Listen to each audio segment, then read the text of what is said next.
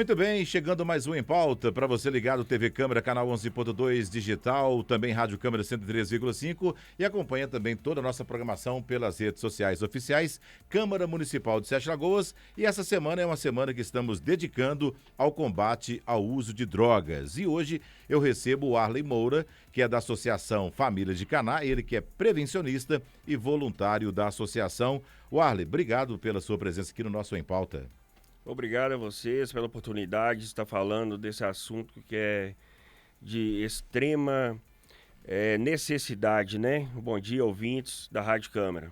Nós falamos durante toda a semana com várias pessoas, conversamos com o pessoal do PROERD, que faz um trabalho bacana. Ontem eu entrevistei o tenente da Polícia Militar, também falando sobre as drogas, né, apreensões e tudo mais. Conversamos com a Márcia, que é do gabinete do Ivan Luiz, também que é presidente da associação. Enfim, a gente vem conversando sobre esse assunto, que é uma semana, né, que terminou no dia 26, a Semana Nacional do Combate ao Uso de Drogas.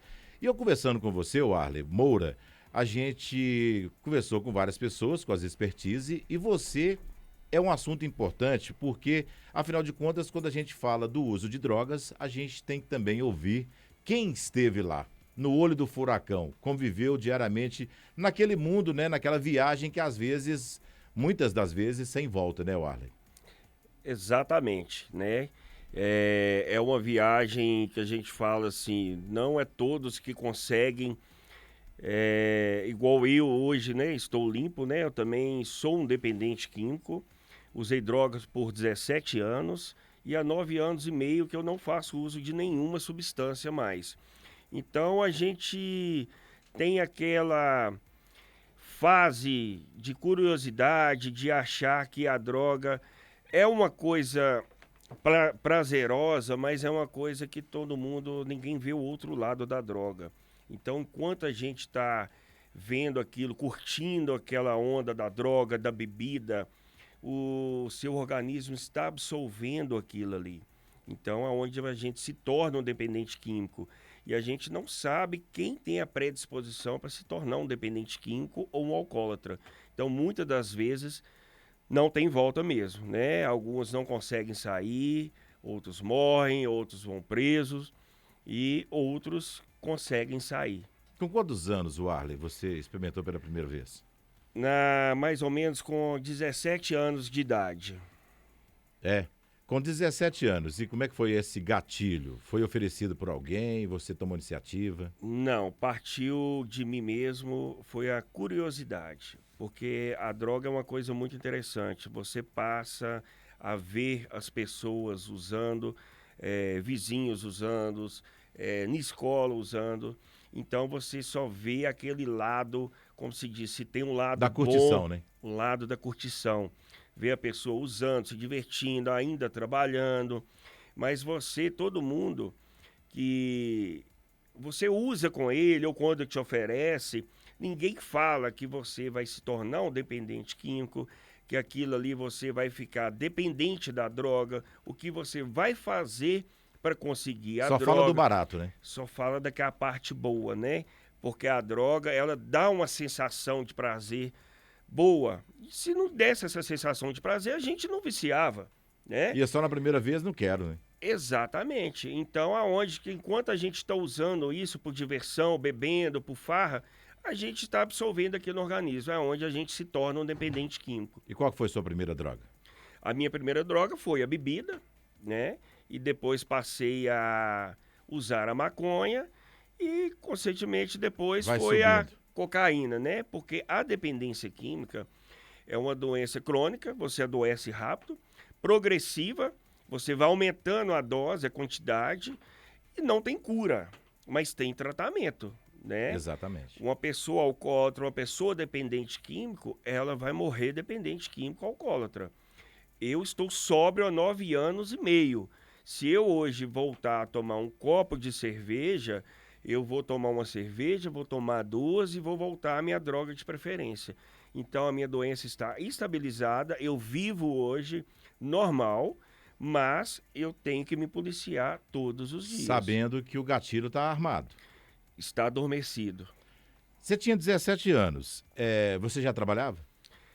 Já estava no início, começando a trabalhar, já trabalhava assim. E conseguia se sustentar. De início é tudo mais fácil, né? De início a gente tem aquela ilusão que a gente não vai virar um dependente químico, a gente não vai piorar. A gente mesmo via uma outra pessoa numa situação pior, a gente falava, nunca que eu vou ficar igual aquela pessoa. Eu saio a hora que eu quiser. Sai a hora que eu quiser.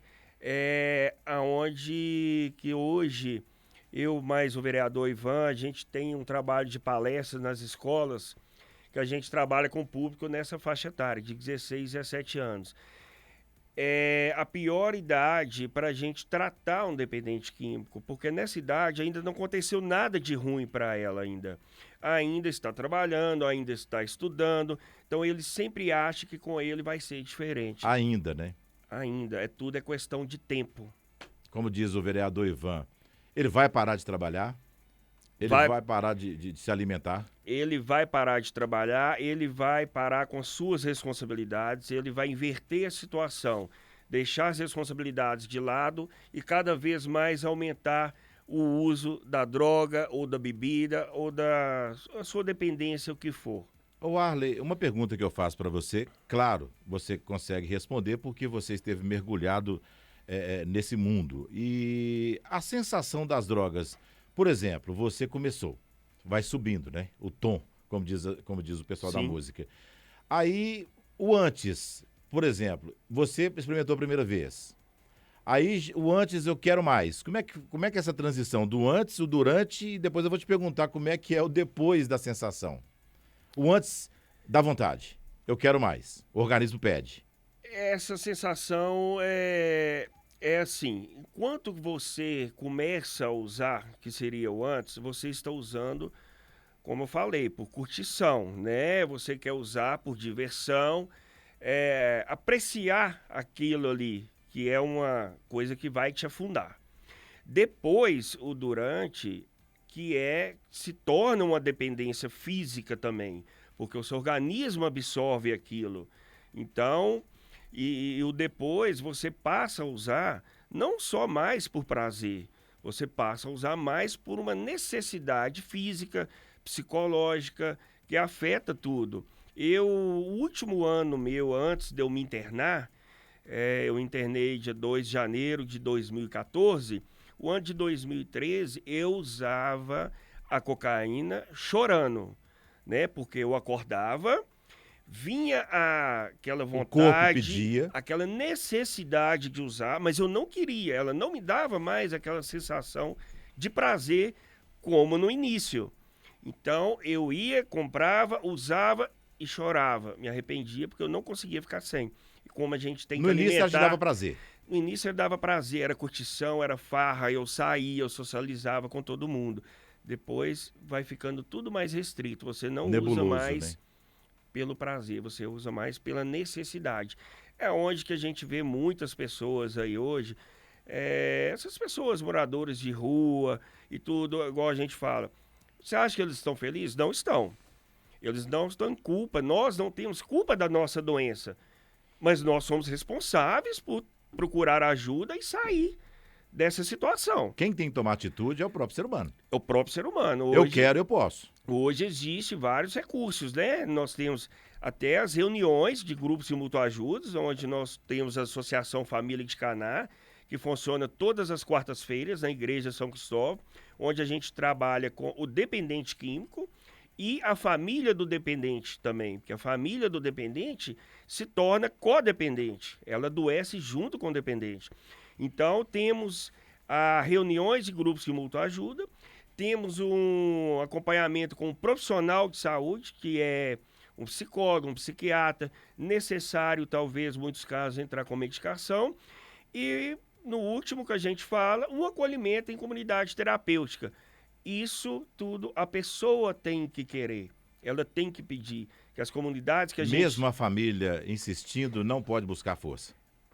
Por exemplo... Existe casos involuntários e o caso involuntário é o seguinte, uma pessoa de maior, a família pode internar ele. Existe compulsório é com ordem judicial, entendeu? A família não pode internar a pessoa quando ela é de menor, de 18 anos e maior de 60 anos. É uma lei estranha, né? Então quem pode usar droga é só acima de 18 Fizeram uma anos faixa etária. e abaixo de 60 anos, né? Mas existe cada caso, é um caso, Edmilson. Tem casos que é necessário a família interditar a pessoa, tirar ele daquele meio, ou ele está ameaçando a família, ou está correndo risco de vida, há casos que é necessária internação involuntária. Mas nós trabalhamos com essa tese de conscientização e convencimento. E, em conjunto, trabalhamos a família também, porque a família é muito O importante. emocional, psicológico, né? Exatamente, é muito importante o trabalho da família para ajudar o dependente químico, porque uma família adoecida, ela não tem obrigação, Edmilson, de tolerar um drogado ou um alcoólatra dentro de casa, desde que ele não queira se tratar, tá? Porque o dependente químico, o alcoólatra, Edmilson, quando ele está em uso, ele tem a casa lá com sua mãe lavando, passando, com comida, um teto para morar, e não dá valor nenhum. A família para de viver a vida dela para viver a situação, a vida do dependente. Então, desde que ele não queira se tratar, aonde nós trabalhamos a família para aplicar o amor exigente. Eu amo, mas eu exijo. Enquanto você estiver aqui dentro de casa, tem que ser as minhas regras. O horário para chegar, vai lavar sua roupa, vai passar sua roupa e vai comer a hora que tiver comida. Porque o dependente, Edmilson, não para com o que está bom. Enquanto ele estiver numa situação de ganho, ele não vai parar.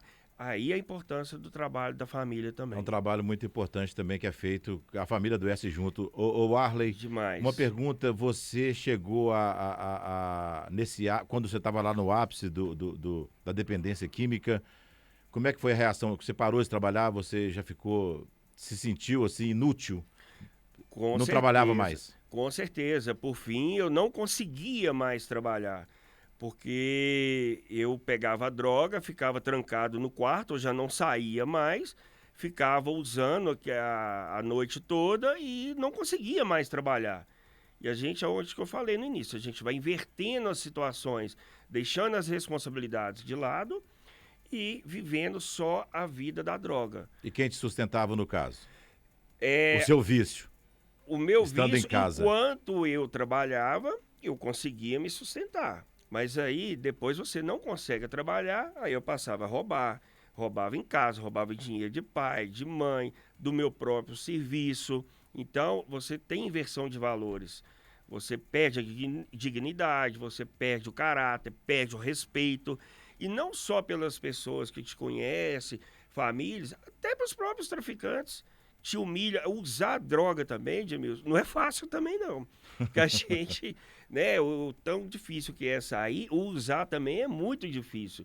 Porque nós dependemos... Você não vai no supermercado, vou ali comprar droga. Exatamente. Não tá ali, eu vou levar essa marca. Exatamente. Você tem que enfiar, vivenciar um mundo também terrível, né? E a gente fala o seguinte, nós dependentes químicos, nós somos mentirosos, nós somos manipuladores, nós nos vitimizamos. Sempre o dependente químico, Edmilson, no meio de uma família ou de quem tá perto... É a vítima. É a vítima. Todo mundo tá errado, só ele que tá certo. A gente sempre é a vítima, gosta mais do outro do que de mim, mas é lógico, tem que gostar mais do outro do que de você mesmo. Você dá trabalho demais. Né? Tá dando muito trabalho, né?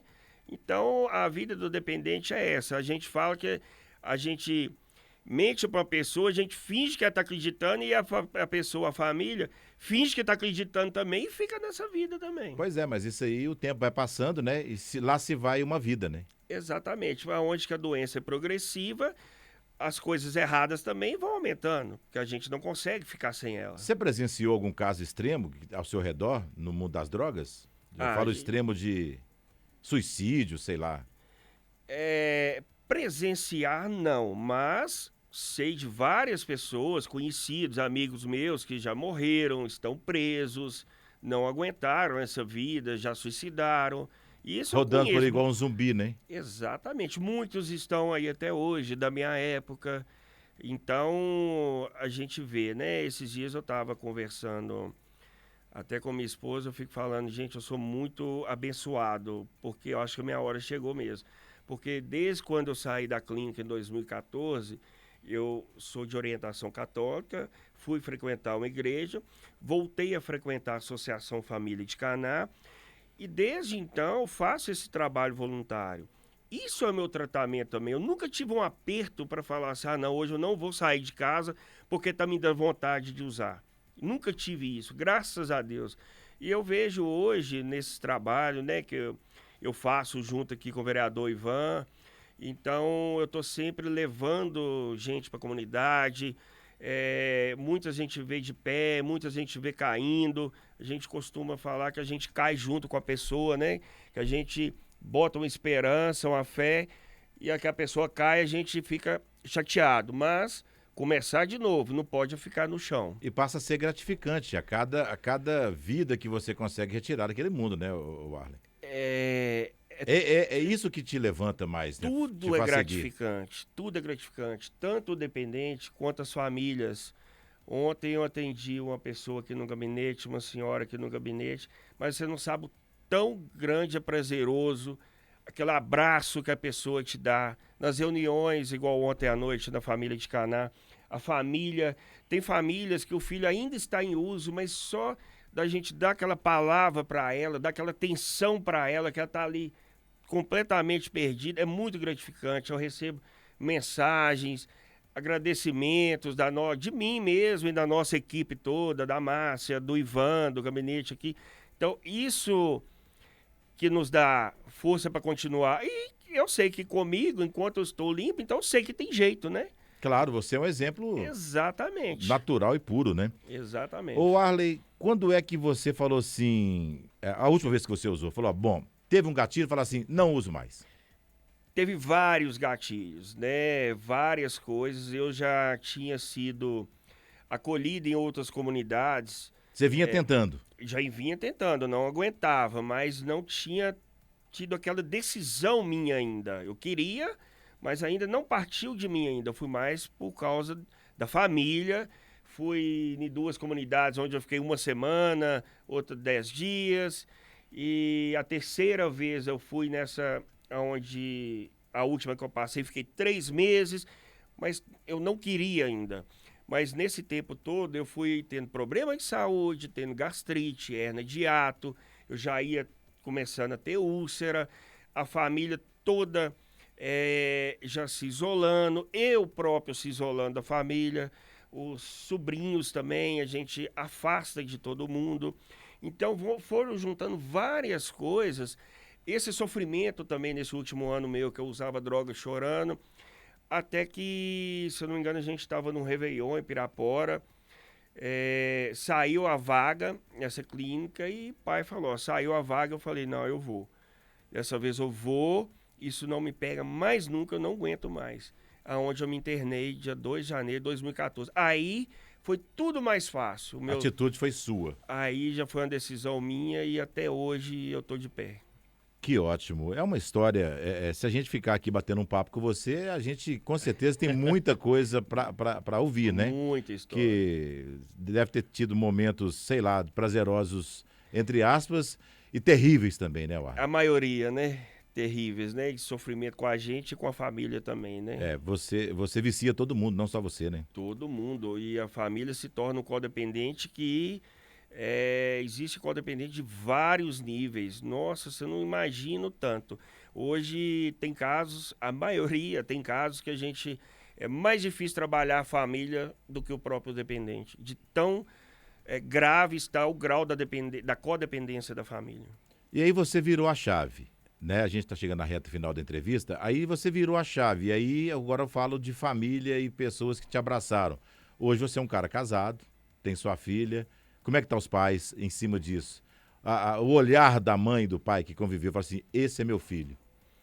Ai, Edmilson, aí foi virada de chave mesmo, né? Ah, com certeza, né? Hoje o relacionamento é outra coisa, né?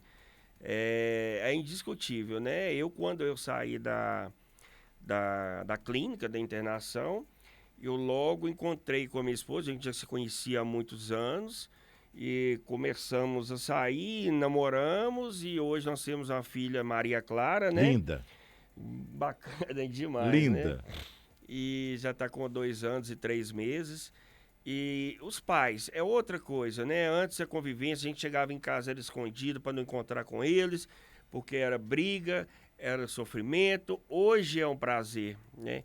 Tem um caso aqui que eu vou até contar, eu já até te contei, né, Edmilson? Um Sim. caso que eu chegava em casa, minha mãe tinha uma caixinha de madeira lá com o dinheiro lá, que ela guardava o dinheirinho dela. Eu chegava todas as vezes, lá, arrancava o cadeadozinho, pegava lá R$ 50, R$ 100, e achando que ninguém estava percebendo, né? Aí que até um certo dia ela chegou, eu cheguei para pegar o dinheiro de novo, tinha um bilhete lá dentro assim: ô ladrão, em vez de você me dar, você tem que me dar dinheiro, não me roubar. Ô, gente, isso foi um tapa na luva, É na tipo cara assim, que eu ela tomei. falou, ô ladrão, mas Né? já sabia pra Não, quem era o já recado. sabia para quem era o recado, né? Que ele não vai deixar um bilhetinho lá para um ladrão, né? Não vai. Falou assim: Ela já ó, conhecia o em ladrão. vez de você me dar, roubar de mim, você tem que me dar dinheiro. Ixi, facada no peito, né? Esses dias para trás, hoje a gente até brinca, né? Ela chegou perto de mim rindo e falou assim: ô, Arlen, eu perdi a chave da minha caixinha, abre para mim. Aí a gente fica lembrando, Por né? acaso você tem a chave daquela caixinha? É, Ô, mas que caixinha. que caixinha, viu? Mas nunca mais eu esqueci disso. Mas são situações que cada um tem uma história, né? Hoje a gente, né, conta aqui brincando e tudo, mas foi época de sofrimento demais. Não, tanto para mim, para minha família, irmãos, sobrinhos, para todo mundo que tá em volta da gente. Mas deu a volta por cima, né, Warley? Graças a Deus. Agora, a família de Caná, vocês têm as reuniões semanais, né? Sim, nós temos as reuniões todas as quartas-feiras, fica no salão paroquial da igreja São Cristóvão, e a gente trabalha tanto a família, tanto o dependente químico. Tem a primeira parte espiritual, que é todo mundo junto, e depois separa os dependentes, onde eu fico com os dependentes, junto com o vereador Ivan Luiz também, a gente trabalha os dependentes, e tem os outros voluntários lá, onde a Márcia, tem o Luiz, tem o Júlio, tem a Cleusa, tem a Adriana, que ficam com a família.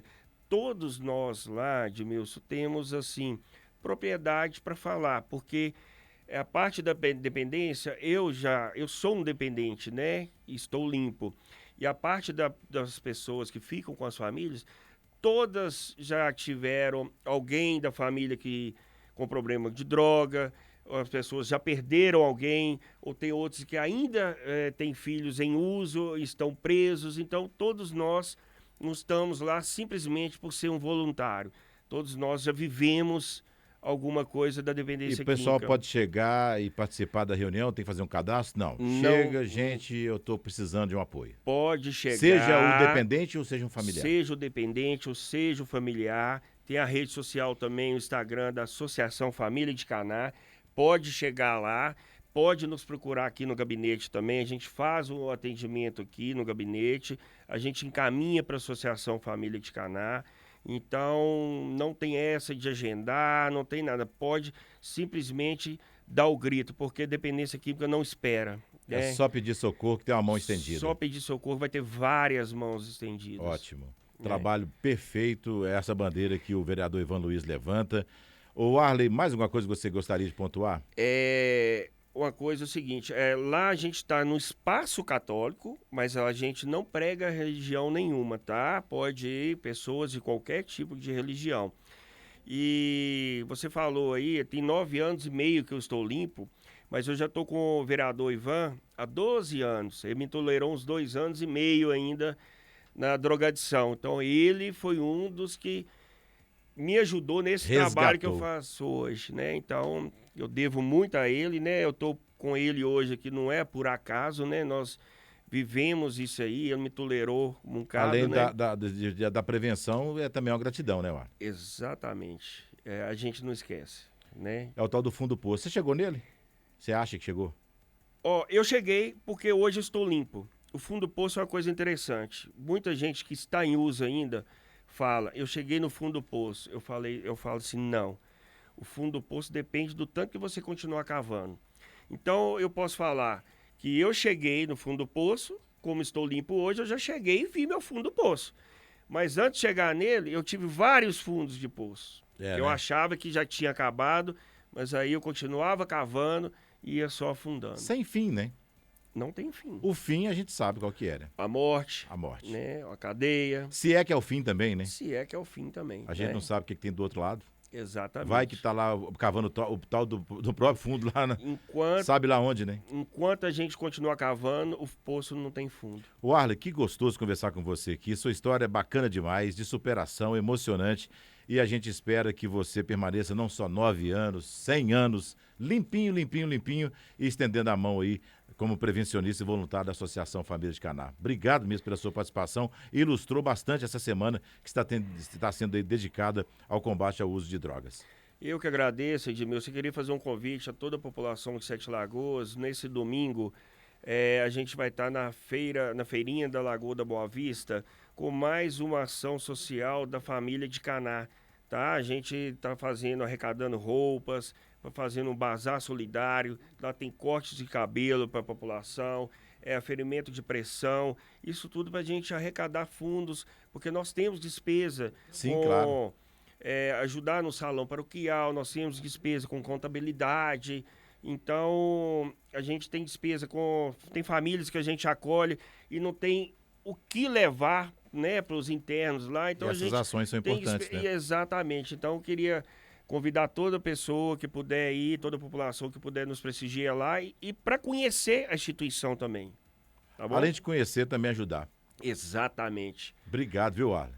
Por nada, obrigado. Volte mais vezes, a gente bater mais papo. Com certeza. Gente, fizemos mais um Em Pauta para você ligado Rádio Câmara 103,5, TV Câmara Canal 11.2. Eu conversei aqui com o Arley Moura, que é da Associação Família de Caná. E assim fizemos mais um Em Pauta.